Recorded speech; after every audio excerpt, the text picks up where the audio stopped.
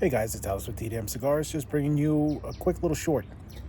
Um, I'm at the family compound in the backyard watching my kid play, while my wife and my mother-in-law are inside watching the Phillies game. Trust me, I'll be in there soon to watch the game. Hey buddy, over here where I can see you.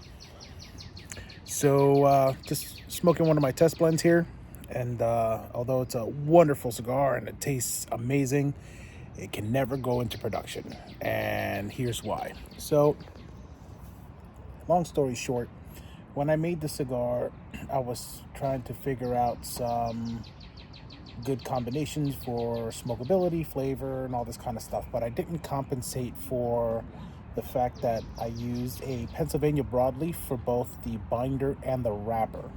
Now, when you're rolling cigars, there's something that you have to actually keep in mind is you have to make sure everything combusts equally, which is why the ligero is in the middle and everything surrounds it, right? You have the ligero in the middle, the viso around that, the seco around that, then you have the binder and then the wrapper. Well, the binder and the wrapper are so thick that everything in the inside is burning properly the way that it's supposed to be, but the outside doesn't burn properly. So when you're trying to figure out a blend, just keep in mind the binder and the wrapper have to burn too. So just keep that in mind. Also, when you're rolling to figure out what tastes good, um, remember how I said that when you're starting to learn how to blend at first, just make sure that you do your little puritos and taste each and every leaf, the seco, all of it, just to see how it burns, what it tastes like on its own, and write all your notes.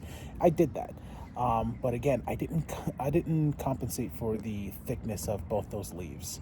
So again, if you're gonna start blending, keep in mind the thickness of your binder and your wrapper will definitely change the burn.